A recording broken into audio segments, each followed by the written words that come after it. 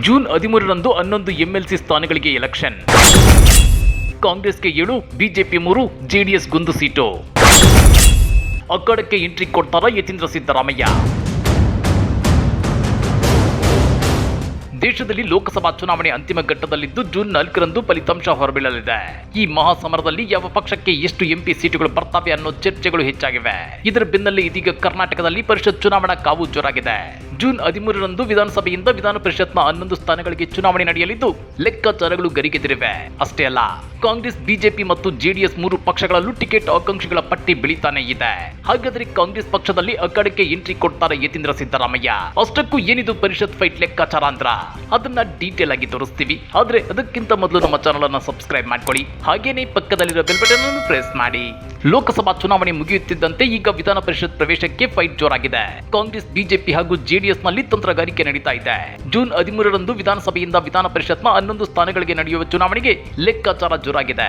136 ಶಾಸಕರನ್ನ ಹೊಂದಿರೋ ಕಾಂಗ್ರೆಸ್ 7 ಸ್ಥಾನಗಳನ್ನ, 66 ಶಾಸಕರನ್ನ ಹೊಂದಿರೋ ಬಿಜೆಪಿ 3 ಸ್ಥಾನಗಳನ್ನ ಮತ್ತು 19 ಶಾಸಕರನ್ನ ಹೊಂದಿರೋ ಜೆಡಿಎಸ್ ಕೇವಲ 1 ಸ್ಥಾನವನ್ನ ಗೆಲ್ಲಬಹುದು. ಇನ್ನ ಕಾಂಗ್ರೆಸ್ ಪಾಳೆಯದಲ್ಲಿ 7 ಸ್ಥಾನಕ್ಕೆ 40ಕ್ಕೂ ಹೆಚ್ಚು ಮಂದಿ ಟವಲ್ ಹಾಕಿದ್ದಾರೆ. ಅದರಲ್ಲೂ ಸಿಎಂ ಪುತ್ರ ಯತೀಂದ್ರ ಸಿದ್ದರಾಮಯ್ಯನವರಿಗೆ ಪರಿಷತ್ ಟಿಕೆಟ್ ನೀಡುವಂತೆ ಒತ್ತಾಯಗಳು ಕೇಳಿಬಂದಿದ್ದು ಅವರ ಹೆಸರು ಮುಂಚೂಣಿಯಲ್ಲಿದೆ. ಡಾಕ್ಟರ್ ಯತೀಂದ್ರ ಸಿದ್ದರಾಮಯ್ಯನವರಿಗೆ ಪರಿಷತ್ ಟಿಕೆಟ್ ನೀಡುವಂತೆ ಮೈಸೂರು ಜಿಲ್ಲೆ ವರುಣಾ ಕ್ಷೇತ್ರದ ಕಾಂಗ್ರೆಸ್ ಮುಖಂಡರು ಒತ್ತಾಯಿಸಿದ್ದಾರೆ. ಡಾಕ್ಟರ್ ಯತೀಂದ್ರ ಸಿದ್ದರಾಮಯ್ಯ ತಂದೆಗಾಗಿ ಕ್ಷೇತ್ರ ತ್ಯಾಗ ಮಾಡಿದ್ದಾರೆ. ವರುಣಾ ಕ್ಷೇತ್ರದಲ್ಲಿ ಶಾಸಕರಾಗಿ ಕ್ಷೇತ್ರದ ಅಭಿವೃದ್ಧಿ ಕೆಲಸ ಮಾಡಿದ್ದಾರೆ. ಸಿದ್ದರಾಮಯ್ಯನವರ ಗೆಲುವಿನಲ್ಲಿ ಡಾಕ್ಟರ್ ಯತೀಂದ್ರ ಪಾತ್ರ ಬಹುದೊಡ್ಡದು. ಮೈಸೂರು ಕ್ಷೇತ್ರದ ಎಲ್ಲಾ ಕಡೆ ಸಂಚರಿಸಿ ಸಂಘಟನೆ ಮಾಡಿದ್ದಾರೆ. ಯತೀಂದ್ರ ಅವರಂತಹ ಸಜ್ಜನ ವ್ಯಕ್ತಿ ರಾಜಕಾರಣದಲ್ಲಿರಬೇಕು. ಹೀಗಾಗಿ ಯತೀಂದ್ರಗೆ ಪರಿಷತ್ ಟಿಕೆಟ್ ನೀಡುವಂತೆ ಕೈ ಮುಖಂಡರು ಆಗ್ರಹಿಸಿದ್ದಾರೆ. ಹಾಗಾದ್ರೆ ಕಾಂಗ್ರೆಸ್ನಲ್ಲಿ ಯಾರಿಗೆಲ್ಲ ಟಿಕೆಟ್ ಸಿಗಬಹುದು? ವಿಧಾನ ಪರಿಷತ್ನಿಂದ ವಿಧಾನಸಭೆಗೆ ನಡೆಯುವ ಚುನಾವಣೆಯಲ್ಲಿ ಕಾಂಗ್ರೆಸ್ನಿಂದ ಮೊದಲ ಹೆಸರು ಅಂದ್ರೆ ಅದು ಸಿಎಂ ಸಿದ್ದರಾಮಯ್ಯನವರ ಪುತ್ರ ಯತೀಂದ್ರ ಸಿದ್ದರಾಮಯ್ಯನವರದ್ದು. ಯಾಕಂದ್ರೆ ಕಳೆದ ವಿಧಾನಸಭಾ ಚುನಾವಣೆಯಲ್ಲಿ ತಮ್ಮ ವರುಣಾ ಕ್ಷೇತ್ರವನ್ನ ತಂದೆ ಸಿದ್ದರಾಮಯ್ಯನವರಿಗೆ ಬಿಟ್ಟುಕೊಟ್ಟಿದ್ರು. ಹೀಗಾಗಿ ಈ ಸಲದ ಎಂಎಲ್ಸಿ ಚುನಾವಣೆಯಲ್ಲಿ ಯತೀಂದ್ರ ಸಿದ್ದರಾಮಯ್ಯನವರ ಹೆಸರು ಮೇಲ್ಪಂಕ್ತಿಯಲ್ಲಿದೆ. ಇನ್ನ ಈಗಾಗಲೇ ಸಿದ್ದರಾಮಯ್ಯ ಸಂಪುಟದಲ್ಲಿ ಸಚಿವರಾಗಿರೋ ಬೋಸರಾಜು ಅವರಿಗೂ ಎಂಎಲ್ಸಿ ಟಿಕೆಟ್ ಸಿಗೋ ಸಾಧ್ಯತೆ ಇದೆ. ಹಾಗೆಯೇ ಬಿಎಲ್ ಶಂಕರ್, ಪುಷ್ಪಾ ಅಮರನಾಥ್, ಐವಾನ್ ಡಿಸೋಜಾ, ಡಾಕ್ಟರ್ ಕೆ ಗೋವಿಂದರಾಜ್ ರೇಸ್ನಲ್ಲಿದ್ದಾರೆ.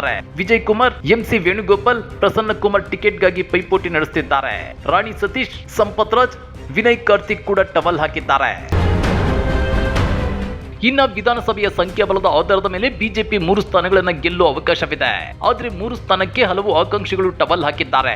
ಮಾಜಿ ಸಚಿವ ಸಿಟಿ ರವಿ ಹೆಸರು ಮುಂಚೂಣಿಯಲ್ಲಿದ್ರೆ, ಅದೇ ರೀತಿ ಮಾಜಿ ಸಚಿವ ಮಾಧುಸ್ವಾಮಿ ಸಹ ರೇಸ್ನಲ್ಲಿದ್ದಾರೆ.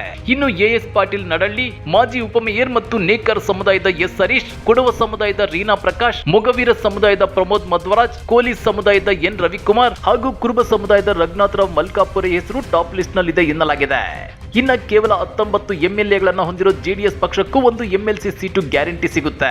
ಎಚ್.ಡಿ. ಕುಮಾರಸ್ವಾಮಿ ಲೋಕಸಭಾ ಚುನಾವಣೆ ಗೆದ್ರೆ 1 ಮತ ಕಡಿಮೆಯಾಗಲಿದೆ. ಹೀಗಾಗಿ ಹೆಚ್ಚುವರಿ ಮತ ಸೇರಿದಂತೆ 2 ಮತದ ಅವಶ್ಯಕತೆ ಜೆಡಿಎಸ್ಗಿದೆ. ಈಗಾಗಲೇ ಬಿಜೆಪಿ ನಾಯಕರ ಜೊತೆ ಮಾತುಕತೆ ಸಹ ನಡೆಸಿದ್ದು ಜೆಡಿಎಸ್ನಿಂದ ಕುಪೇಂದ್ರ ರೆಡ್ಡಿ, ಫರೂಕ್ ಹಾಗೂ ಜವರಾಯಿಗೌಡ ಹೆಸರು ಜೋರಾಗಿಯೇ ಕೇಳಿ ಬಂದಿದೆ. ಅದೇನೇ ಇದ್ರೂ ಲೋಕಸಭಾ ಚುನಾವಣೆಯ ಕಾವು ಇರುವಾಗಲೇ ವಿಧಾನ ಪರಿಷತ್ನ 11 ಕ್ಷೇತ್ರಗಳಿಗೆ ನಡೆಯುವ ಚುನಾವಣಾ ಕಾವು ಕೂಡ ಹೆಚ್ಚಾಗಿದೆ. ಟಿಕೆಟ್ ಆಕಾಂಕ್ಷಿಗಳ ಲಾಬಿ ಲೆಕ್ಕಾಚಾರವೂ ಜೋರಾಗಿದೆ.